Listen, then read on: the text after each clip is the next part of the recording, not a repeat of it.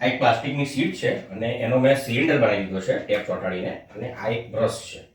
હવે આ બ્રશ જે છે તારે આની અંદરથી આરપાર પસાર કરી દેવાનું છે, પણ શરત એ છે કે તારે એક હાથે આને પકડવાનું છે અને આને આ રીતે મૂવ પણ કરવાનું નથી, અને બીજો હાથ જે છે આને અડાડવાનો નથી. બીજો હાથ નથી ઉપયોગ કરી શકતો, અડાડવાનો નથી, અને વળાવવાનું પણ નથી. આમ વળાવવાનું નથી.